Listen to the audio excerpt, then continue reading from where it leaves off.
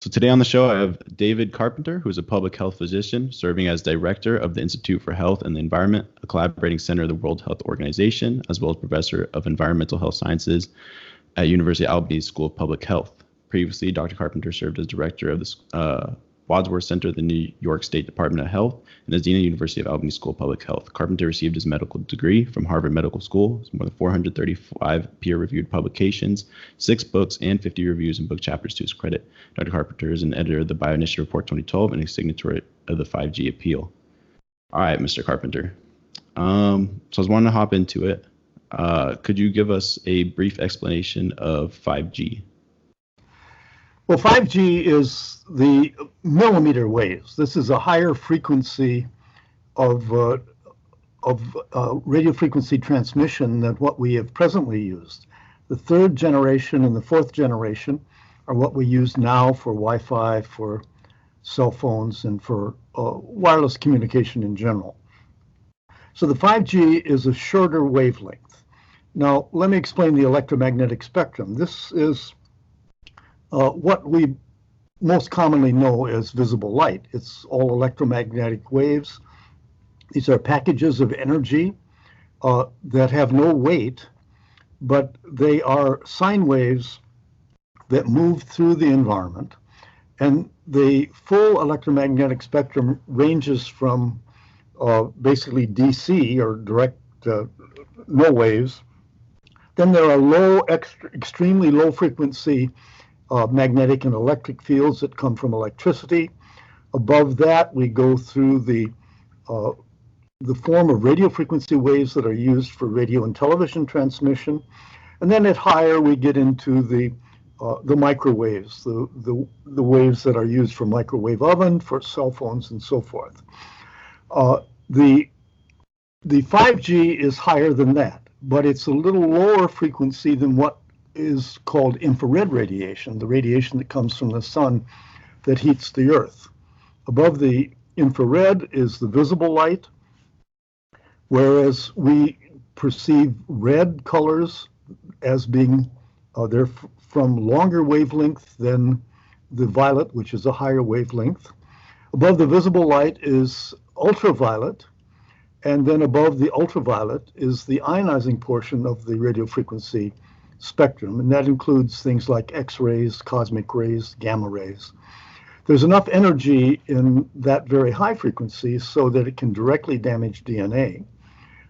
And everything below that is called non-ionizing radiation because it is not of sufficient energy to directly damage DNA. I see. So with this radiation operating at different millimeter waves and being ionizing, why do you think the U.S. is moving forward with implementing 5G? Well, in the first place, 5G should be non-ionizing. It doesn't have enough energy to directly damage DNA. The problem with 5G is that there's been almost no research on whether or not there are health effects from 5G. Now, what we do know a lot about is the 3G and the 4G. The current radio frequencies that we use for cell communication, for everything from radio and television transmission up through cell phones and Wi-Fi and smart meters and all the wireless devices we have. The 5G has some features that may make it actually less dangerous than what we currently have. But let me describe what I see as the dangers of our current radio frequency use. There is strong evidence that excessive use of a cell phone held to your head for long periods of time, many hours a day, over a period of years, increases the risk of brain cancer. That has been documented best in Scandinavia, where cell phones have been made and used longer than they have in the US, where there's very clear evidence for an increase in the risk of gliomas, and especially glioblastoma, the most serious form of brain cancer. This is what Ted Kennedy had, what Beau Biden had, what John McCain had. These are very lethal forms of brain cancer. Those studies show that the brain cancer only occurs on the side of the head, or the risks are increased only on the side of the head where a person traditionally uses their cell phone, and that it requires several years of holding the cell phone to your head and using it intensely. Now, we know from other studies, for example, ionizing radiation does increase the risk of brain cancer, but the time between exposure and development of the brain cancer is very long, often 20 or 30 years. So what we're seeing in these studies from Scandinavia is that we're beginning to see elevations in brain cancer in people that use cell phones intensely after about 10 years of exposure. Now, it's not the only tumor. There's also evidence for a tumor of the auditory nerve. It's a tumor of Schwann cells. Those are the kind of glial cells that insulate the nerve fibers and wrap around them. The auditory nerve is in a bony canal, so although this is not a cancer per se, it's a tumor. It's a growth that causes serious symptoms and requires surgery. There's now beginning to be evidence for other kinds of cancer. For example, there are reports that women that wear their active cell phone in their bra have elevations in breast cancer. It always seems pretty uncomfortable to me, but apparently this is not uncommon. And therefore, we conclude that this radiofrequency radiation can cause cancer, and it depends on local exposure. We know that, for example, with a cell phone, if it's held a little bit away from the ear, the exposure to the brain is much reduced. And in fact, most instruction manuals, and when you buy a new cell phone, hidden away in the fine print in the middle of the instruction manual is a statement: don't hold this cell phone closer to your ear than about 2 centimeters. Nobody pays attention to that, but that's clear. So using a wired earpiece and holding the cell phone off your body is a very good idea. Not as good as using a landline, but cell phones are convenient. Certainly, we're not going to go back to a pre-wireless age there. But being cautious and reducing your exposure if you are a frequent user of your cell phone makes good sense. Yeah, of course. And you mentioned Scandinavia a lot. I've seen a lot of studies and documents coming from European countries. Specifically, there is one document I was looking over called the 5G Appeal. I saw that you're a signatory on that. Could you talk a little bit about that? Yes, well, many of us that have been involved in studies of the health effects of radiofrequency radiation have been very concerned at the rollout of 5G around the world without any attention to determining whether there are particular dangers there. Now, let me say something about the frequencies. Our current frequencies are in the high megahertz range. That means millions of cycles per second. The 5G is in the gigahertz range, so it's an order of magnitude higher. And what is being rolled out at present is not truly 5G. It's some mixture of high 4G, so high megahertz, low gigahertz. But the real 5G is 20 gigahertz or higher. What's happening is that these millimeter waves don't penetrate as well as the longer wavelength. And therefore, for 5G, you have to put a mini cell tower about every 300 meters. If you look at a typical street in the US, you're going to put a mini cell tower in the street in the front of about every 8th to 10th house. So you're not going to be able to walk down the sidewalk without being continuously exposed. Now, that 5G radiation probably doesn't penetrate the body as easily as the 4G radiation does. Therefore, one of the concerns is whether there's going to be an increase in skin cancer and skin diseases, because while it may not penetrate the body, it certainly is going to penetrate the skin. Airport scanners use high-frequency radiation, somewhat like 5G, but none of us spend more than a minute in an airport scanner. And so the long-term health effects of continuous exposure have not been investigated. So the basis of that 5G appeal was, let's slow down a little bit. The benefit of 5G is primarily that you might be able to download a movie faster. But the question is that benefit worth the risk of unknown health effects that have not really been identified? And so that's why I and others that are concerned that there's just no ongoing research wrote that 5G appeal to appeal to governments to slow this down, to support research. We have effectively no research in the US on 5G level radiation. And that seems to me to be a crime. Of course. Yeah. And I believe that a lot of people in the general populace don't even understand that 5G could have health concerns or are even aware of the issue whatsoever.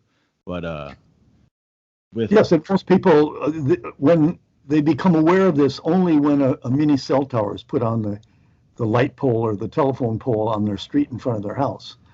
That's happened right here in Albany, where one of the vice presidents at my university knew nothing about 5G until this mini cell tower was put in front of his house, and then became quite concerned about it. And the problem is that because of the 1996 Federal Communications Act, the utilities do not have to get permission from cities, from towns, from individuals to implement this technology. And they're doing it widely around the country, for that matter, around the world, but without asking anyone's permission, without informing the public of what's going on.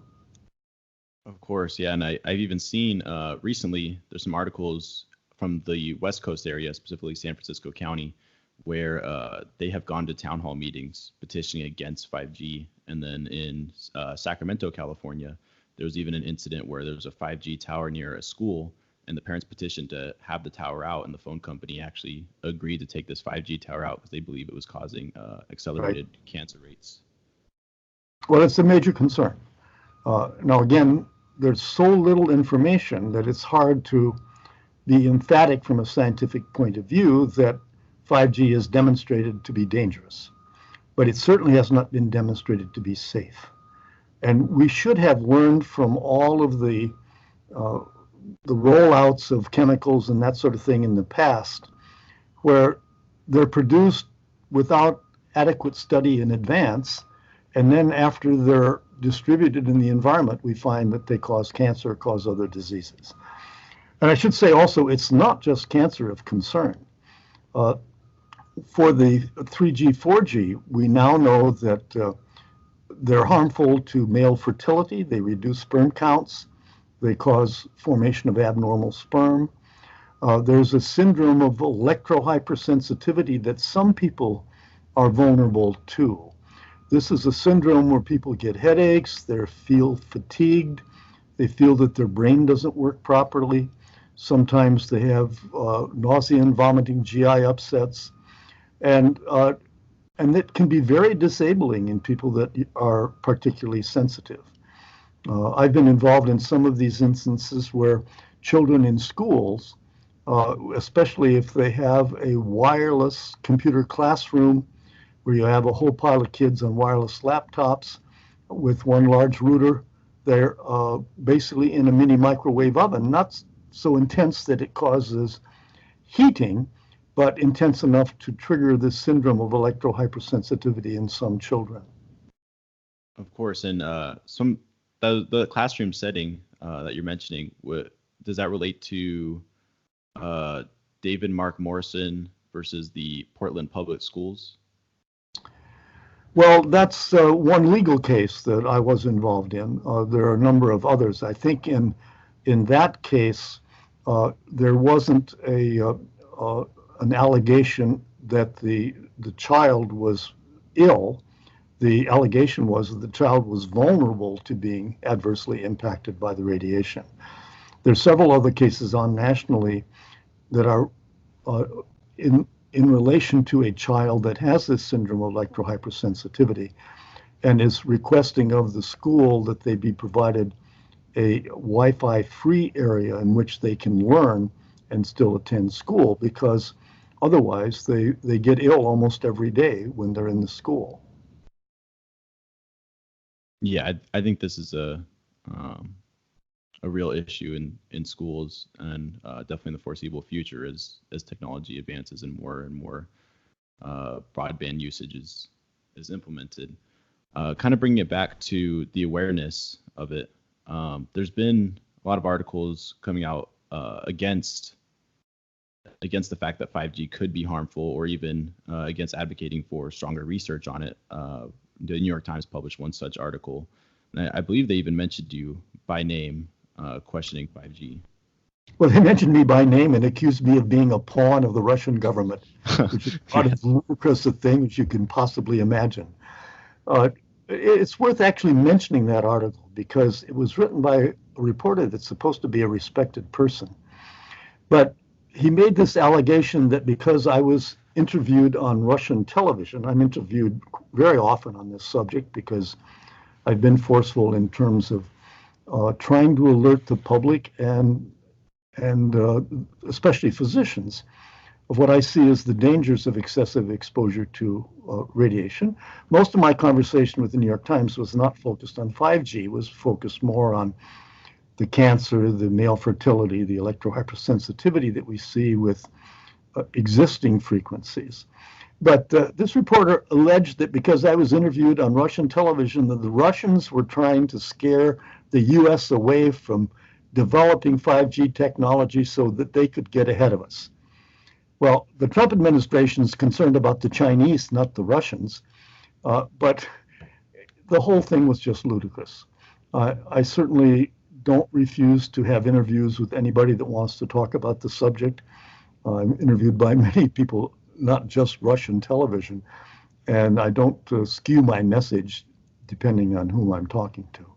Yeah, that's really horrible for a news source to interview you and then try to slander your name after. That's not very respectable. I found it almost amusing. Some people thought I should be very upset, but I find it so ludicrous that I can't believe anyone take that seriously.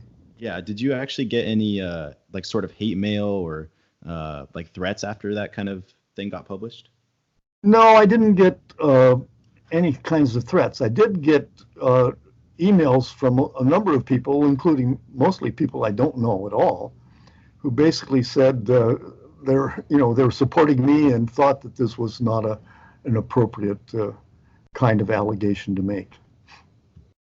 I'm sure. So do you think news sources publishing those kind of articles and the lack of research from phone companies and them just speedily implementing this as fast as possible, do you think there's some kind of ulterior motive or a different agenda, or do you think they're just trying to make money as fast as possible from this?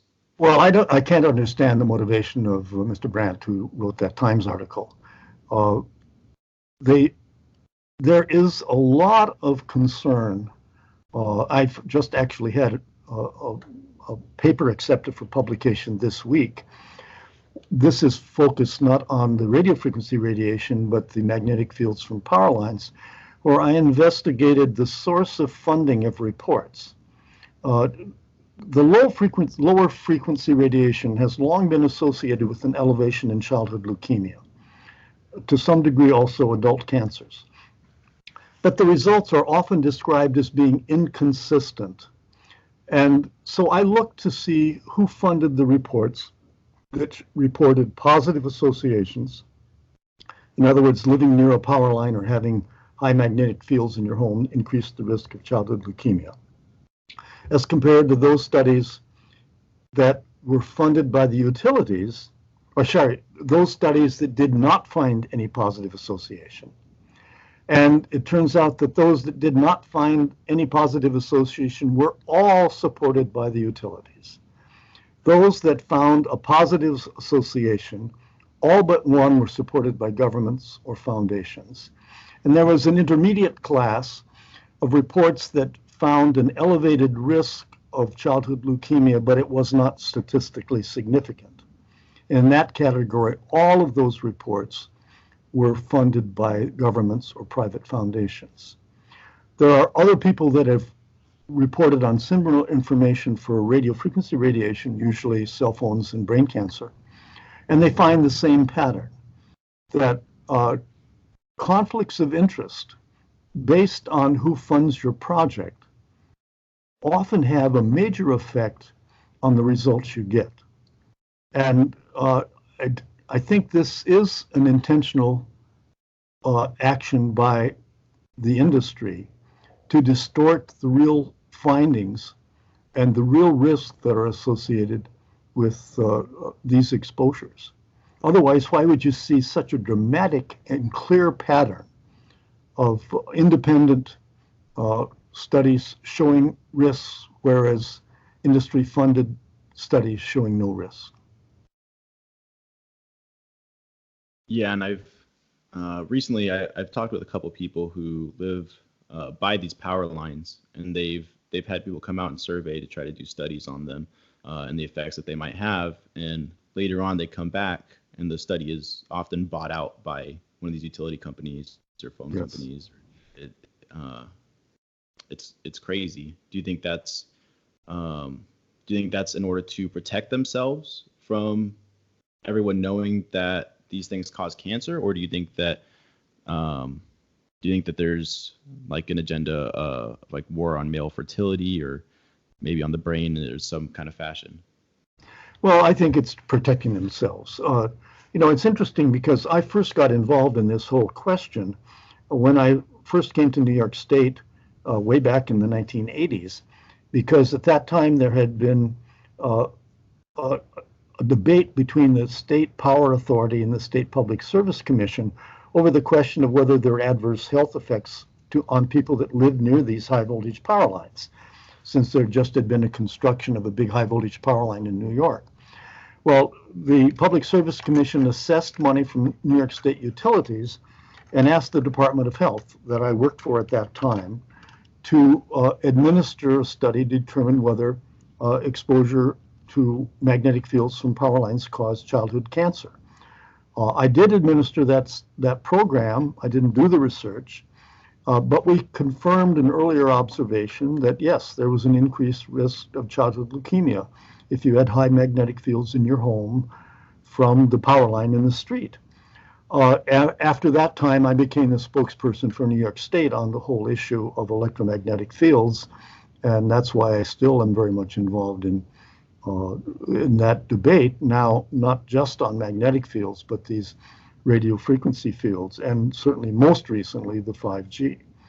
I think that this is not the greatest risk we face in our lives. I don't mean to imply that, but I do mean to say that the evidence that this is a real risk and a statistically significant risk is very strong, and particularly strong if you exclude results coming from people that clearly have a conflict of interest. Now, things like leukemia and brain cancer, they're not terribly common. For example, childhood leukemia, about one child in 10,000 will develop leukemia every year. And the studies that show elevations in childhood leukemia usually find that the risk doubles or triples if you have high exposure to magnetic fields. So that means you go from one child in 10,000 to 2 or 3 children in 10,000. It isn't that everyone that's exposed is going to develop leukemia. The numbers for brain cancer is actually a little less common than leukemia, but it's the same kind of thing. There's an elevated risk, but it doesn't mean that every exposed person is going to develop brain cancer. But for anybody to influence the quality of that science because of a conflict of interest, which is money primarily, not wanting their product, that being cell towers, Wi-Fi, high voltage power lines, not wanting their product to be demonstrated to increase the risk of disease, that should not be allowed to influence the message that gets out to the public. Unfortunately, it has. And it's always this statement that the results are inconclusive and inconsistent. Well, they're only inconsistent because some studies are funded by people with such a conflict of interest that they skew their study to give negative results. Whereas those studies funded by independent organizations, specifically government and foundations, for in almost every case show elevations in risk, and most of them being statistically significant elevations in risk. I see. So with childhood leukemia, do these radio frequency waves affect children differently than adults, or are they just more susceptible to it? I think it's more that there's been more study on children. The original studies showing elevations in leukemia were all done on children. And there's a good body of information also on adult cancers. And the adult cancer evidence is almost as strong as it is for children. But it was interesting because when I looked carefully at sources of funding in the adult studies, there wasn't such a clear bias based on who funded the study. I think the reason there is that children are more vulnerable because their brains and their bodies are developing. And so it's the childhood leukemia that's gotten the attention, not so much the adult cancers. But there's strong evidence for leukemia in adults if they work in occupations where they have high exposure. There's evidence for elevations in brain cancer in adults with magnetic fields, not just with radio frequency fields. And there's actually evidence for a number of other cancers that are elevated in people working in occupations that involve high exposure to electromagnetic fields. It's just not as many studies, but again, most of them are showing elevated rates of cancer. I see. And kind of bringing it back to 5G, I believe it operates up to the 90 gigahertz range. Is that correct? Well, there's potential for up to 90 gigahertz. What we have at present, the only real true 5G is operating at about 20 gigahertz. The little mini towers that are being put out everywhere usually are operating at the high megahertz and maybe up to 5 gigahertz. So it's not really millimeter waves at that point. But the potential, and this is anticipated to be happening in the future, is that you can, at higher frequencies, you can transmit much more information more rapidly. That's the argument for doing it. But again, the question in my mind is, should we be plunging headlong to develop that technology and implement it without having first clear indication as to whether or not it's dangerous? We're a long way from that full Internet of Things with between 20 and 70 gigahertz operation of millimeter waves. That's what the true 5G is going to be if it develops. Okay, yeah, because I was researching, the Air Force actually developed a system called the active denial system, and it was used for crowd control. And yes, the way that it would accomplish that was it would burn the skin of people using wavelengths in about the 95 gigahertz range, which with 5G being capable up to 90 potentially in the far future, that's only a 5 gigahertz difference between burning someone's skin in order for crowd control and just the technology that we would be using every single day. Yes, as I said, these 5G wavelengths are just lower than the infrared. So infrared is heat. And so if you can focus 5G on the skin, you're going to create a burning sensation. And the military has been using this for crowd control. That is presumably at a higher intensity than would be used for 5G for communication purposes. But it's an indication of the power that's in these electromagnetic fields. I see. And see. Okay, so I saw through some articles and bioinitiative report and other things like that. There's this thing called brain metabolism. Yes. I was wondering if you could explain that and how it's affected by these radio frequency waves. Yes, this was, well, there have been two studies on brain metabolism, one from Korea and one from NIH, the National Institutes of Health. The one from NIH is very dramatic and published in a very prestigious scientific journal. What they did was there's a version of glucose that can't be broken down by the brain. It's called deoxyglucose. I've actually used that experimentally as well. But it is taken up into cells, but it can't then be metabolized. And so if you have a way of visualizing that marker, you can see parts of the brain that have elevated metabolism. So in this study, they used human volunteers. They held a cell phone to their ear, either with the cell phone turned on, but the sound muted, so the individual didn't know it was turned on, or the phone totally turned off. And then they imaged the brain. And what they found is that when the cell phone was active but no sound, there was an increase in the uptake of deoxyglucose, therefore an increase in brain metabolism in the part of the brain just underneath the ear, indicating that even though there was no sound, that just the fact that the cell phone was turned on was generating radio frequency radiation that penetrated the brain and caused an increase in the metabolic activity of neurons there. Now, when the same study was done and the cell phone was turned off, there was no change in the metabolism of the brain. So this clearly proves beyond any shadow of doubt that holding your cell phone to your head, even if it's muted, if the cell phone is turned on, it is the radio frequency waves are penetrating your brain. Now, in addition to the change in metabolism, there are other studies that show that holding an active cell phone to your head increases the blood flow to your brain. So the brain is responding to this. Is it then any wonder that you can get changes in things like brain cancer?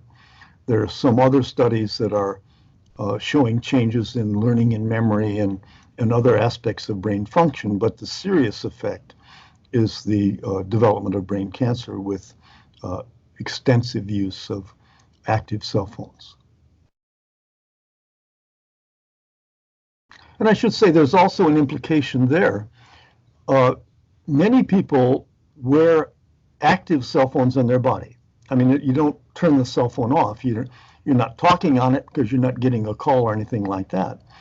But if you have an active cell phone, you are irradiating the parts of your body that cell phone is near. I mentioned the breast cancer from women wearing cell phones in their bra. Many men wear active cell phones on their belt or in their pocket. There have not been studies yet of effects on gastrointestinal or prostate cancer, but I would anticipate that when those studies are done, they will find elevations if people have their cell phone on their belt or their pocket for long periods of time. The effects on male fertility, I've already mentioned. The studies that have been done primarily on wireless laptops, but an active cell phone in your pocket is also likely to have effects on male fertility. Yeah, I would definitely anticipate seeing some research done about that soon as well. So everyone in the modern age keeps their cell phones in their pockets or on their persons. How would you recommend alleviating that risk of decreased fertility? Like, should they keep their phones, separate away? Should they keep it in their hands? Where would be the best place to really have these things? Well, the best thing is just to keep them off the body, and it doesn't have to be very far off the body. Now, it's not so easy for men because they don't have a purse, but for a woman, having a cell phone in their purse is one obvious thing to do. The radiation falls off very markedly with distance. You don't have to be that far away. Now, the other thing is that nobody's demonstrated cancer of the thumbs. So texting is probably not a very dangerous thing. It's probably more dangerous to put your cell phone back in your pocket or on some other part of your body when you're finished doing your texting. But it's if you're sitting at a desk, for example, having your cell phone on the desk rather than on your body is going to reduce your exposure. Always using a wired earpiece is better than holding the phone to your head. Now, people ask me about a Bluetooth. Well, a Bluetooth does give less radiation to your head than holding your cell phone to your ear. But if your cell phone is in your pocket, the Bluetooth is communicating to the cell phone, and you're going to be irradiating your pelvis more so than your head. So that's not a real solution. The better solution would be a wired earpiece with your cell phone on a desk or something just off your body. I see. And then, of course, a wired landline is the best of all. That has no exposure whatsoever, but it has the limitation. You can't walk around with a wired landline. And unfortunately, they're being taken away. Hardly anyone else has them any longer, and that's really unfortunate from the point of view of exposure to radiofrequency radiation. Yeah, and I don't think, especially in the modern age, that we're even if research were to come out that would show really how bad cell phones are and radio frequency waves, I don't think in the modern age that people would even give those up. I think it's such an ingrained part of society at this point.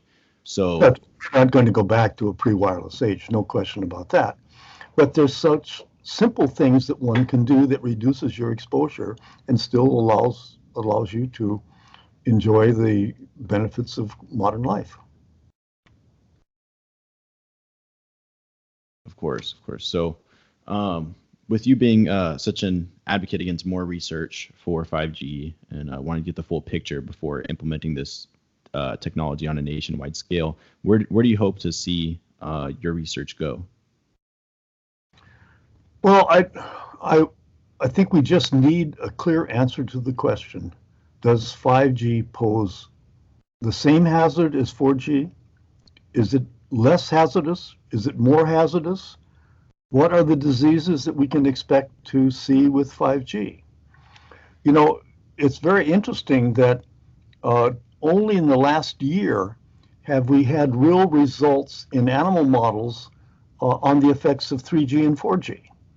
The National Toxicology Program ran a study where they looked at 2-year exposure of rodents to cell phone frequencies. They found the same 2 cancers increased in the rats that we see in humans, that being a schwannoma, in this case of the heart, not the auditory nerve, and gliomas of the brain. The Ramazzini Institute in Italy did a study also of rodents, but they used lower intensities, rather like those that you would get by living near a cell tower. And they also found elevations in the same 2 cancers. The National Toxicology Program demonstrated damage to DNA from this long-term exposure. Why are we not doing a study like that on 5G? Now, granted, the concern is humans, not animals, but it's very difficult to do studies on humans, and often the studies on humans can only be done long after the whole population is exposed to the presumed hazardous exposure. But there is no attempt by the U.S. government to do a 5G exposure of rodents at this point, to my knowledge. And that certainly should be done. There needs to be more work studying effects on humans where 5G has been rolled out, even though most of it has not been the true 5G. It's been some combination of 4G and low gigahertz exposures. But who's studying those people that are already exposed? To my knowledge, no one is. And that's why so many of us that are aware of the health effects that are seen with the current use of electromagnetic fields are so vocal in trying to say, listen, slow down until we know that this is safe. The benefits are a little nebulous at this point.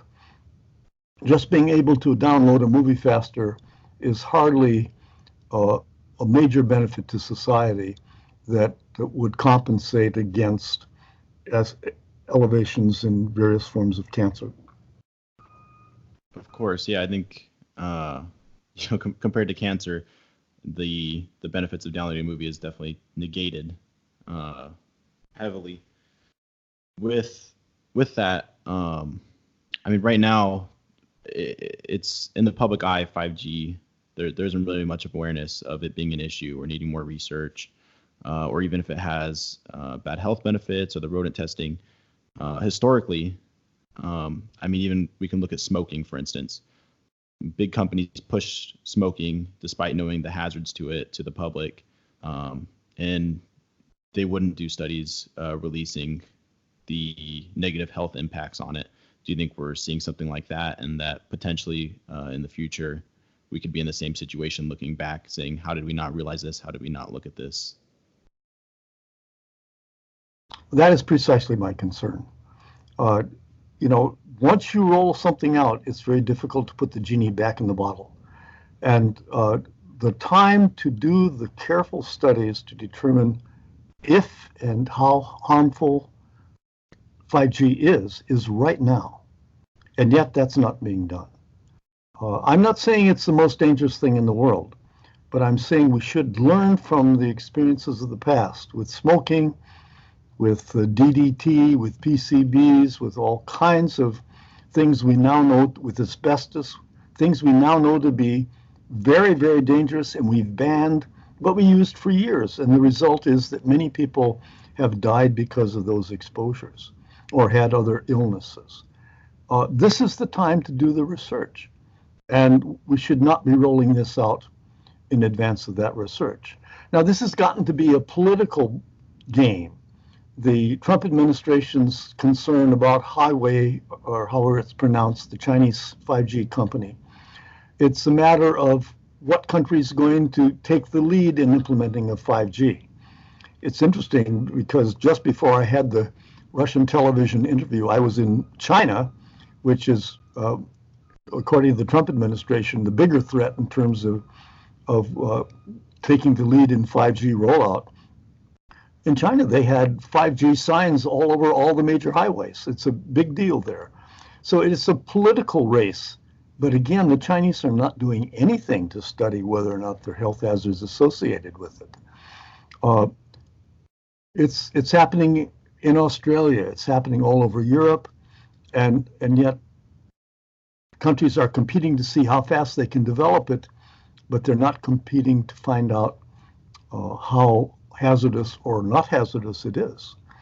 It's always impossible to prove something totally safe, but it's not at all impossible to determine whether it's hazardous, and that's not being done. Yeah, definitely, and I think when it comes to terms with China, they largely don't really do the research or really care about the health impact on a large part of their society. I think they mostly just want to get ahead no matter what it means. Precisely. That's exactly what the mentality of the Chinese government has been. And I just wish that the U.S. government did not go there and would take this seriously to determine whether or not this new technology is safe or not safe. I see. And you mentioned the Russian interview again, which kind of brings me back to the New York Times. Do you still read their paper after what they did? Well, I do read the New York Times, yes, but I haven't seen articles by that particular reporter. I mean, the Times is a very respected news organization, but this is not the first time that there's been some ludicrous reporting in the Times. There are a number of people that write for the Times. There's a limited amount of editorial review when it's a reporter that they feel is trusted. So I'm not sure that particular piece reflected a position that the New York Times as a newspaper endorses. But you know, there's more information in the New York Times and the Washington Post than almost any other newspaper in this country. So yes, I do read it. Okay, that's good. What so I was going to ask, within the scientific community, it seems there are the minority of researchers in this would say that it needs to be researched, that 5G needs to be researched more, and that there might be negative health impacts to it. But it seems the majority consensus within the scientific community says that there is no risk. How has that affected you within the scientific community? Well, I don't quite agree that the majority say there is no risk. I think the majority of people are ignorant of the whole issue and don't have an opinion. They basically buy the view that the results of previous studies are inconsistent and inconclusive.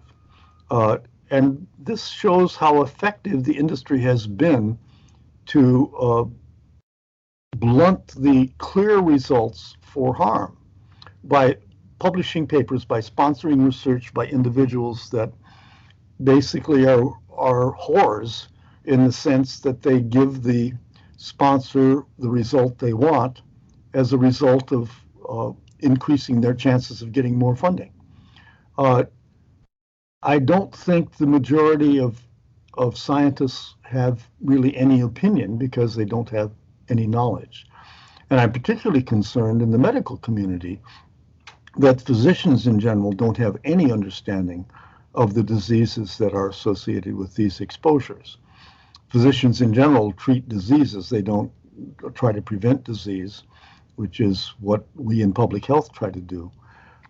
So I think that if people actually would read the scientific studies that show these results, they can't help but be concerned that this is a real health hazard to the general public.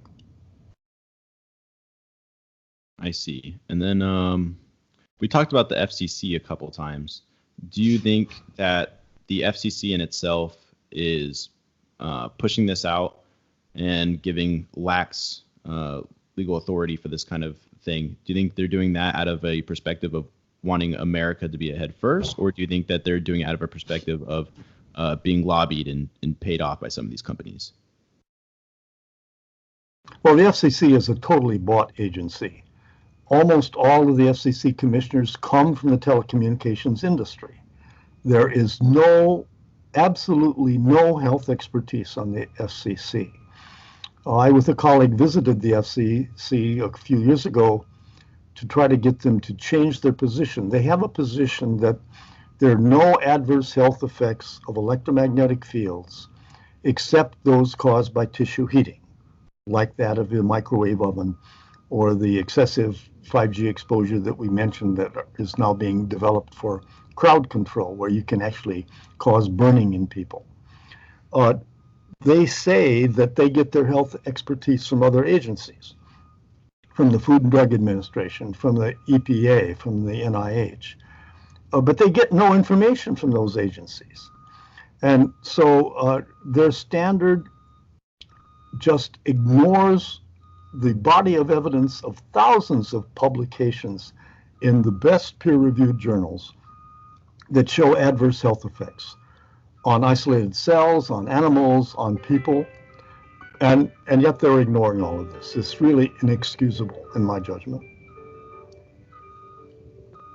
I see. And then, let's see, I'd like to start working on wrapping this up. I do have one or two more questions.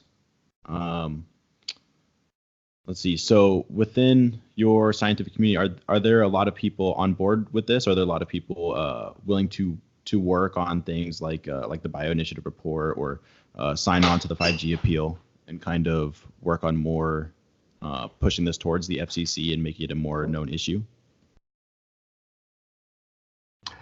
Well, I wouldn't say there are a lot of people on board. Obviously, the 5G appeal had, 250 some signatures from physicians, from researchers.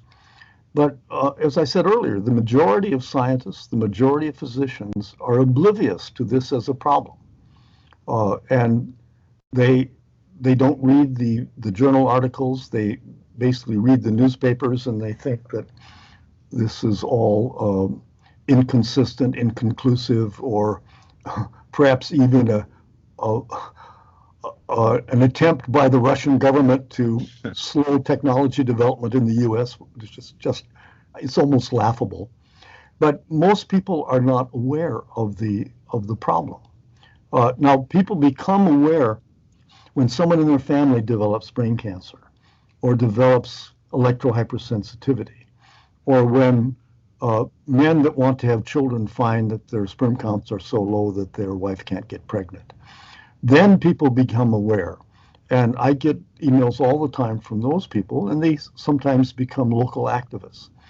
But the majority of people are just oblivious to the problem. And that's unfortunate because it's a real problem and everyone is being exposed. I see. Yeah, it sounds like this won't really become a public issue until it's largely too late in the manner of already documented cases becoming aware. Unfortunately, I think that's absolutely right. It's when we get a clear increase in the risk of brain cancer in this country, that clear increase has not been demonstrated yet, but I would certainly anticipate that it's going to happen in the near future. Because this latency for development of cancer after exposure is so long. But, again, it's going to be impossible to put the genie back in the bottle at that point.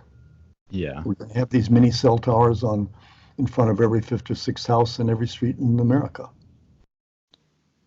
Definitely. And then I have a final question here. Then we go into closing remarks if you'd like. So for someone that is largely unaware of this issue, a normal member of society who may even be looking forward to the implementation of 5G and getting their movies faster, what do you think would be their best first step in understanding this issue? Well, I think reading the 5G appeal that was signed by such a large group of international experts would be a good place to start. There is a lot of literature. The Bioinitiative report, which is www.bioinitiative.org, is a very, very comprehensive documentation of the scientific evidence. It was originally published in 2007, updated in 2012, and there have been some more recent additions and updates. It's dense in the sense that it is encyclopedic. It's got more information than most people can deal with. I have a number of relatively recent publications I'd be happy to share with people that review the state of the science, but there's information available for people that want to inform themselves. It's a little bit scary because it's very difficult to do anything to slow down this avalanche of progress toward implementing 5G and wireless everything. But there are things that individuals can do that would reduce their own exposure. But the first step is getting some knowledge of what the risks are and how to reduce them. Yeah, and I'll link the Bioinitiative report down below in the video down below. And so with this, at what point do we start grabbing the picket fences and going to Washington? Right. Do you think? I mean, do you think that there'll be like a call to action anytime, or do you think that this will just keep going in the direction that it's going? Well, unfortunately, I don't see any momentum for exactly that right now. I and others have been working with attorneys general in various states, trying to get them to take action like they did in terms of cigarettes. And we've gotten some positive responses, but not really a massive call to action from state attorneys general. There is some interest in members of Congress. There probably is going to be a hearing in the House of Representatives fairly soon, but that doesn't necessarily lead to a stampede of people being informed and taking action. So those of us that are concerned about this do what we can. We speak out when we have the opportunity, and we hope that people that hear us will take efforts to inform themselves, because if you know the depth of the evidence for harm to humans, I think individuals are going to take personal steps to reduce their exposure and going to advocate for more oversight on the level of government. I see. That's awesome to hear that it may come up in the House of Representatives soon, and there's some congressmen that are becoming aware of this issue. Well, Dr. Carpenter, do you have any closing remarks that you'd like to finish off with? Well, I'd only like to say that that this is an important issue. It affects everybody. There's even evidence that exposure of pregnant women can influence the rates of cancer in their children and influence their children's IQ if they're excessively exposed during pregnancy. So it affects the fetus, it affects young children, it affects reproductive age people, it affects the elderly, and it is something that should not be ignored. And I would particularly emphasize that the scientific evidence for harm is neither inconsistent nor inconclusive if one ignores the huge amount of information that is presented by individuals with conflicts of interest, mainly money interests. And thank you for the opportunity to talk with you. No, thank you for the opportunity. You're definitely one of the leading researchers behind this issue, especially within the United States. And I appreciate you having you on the show.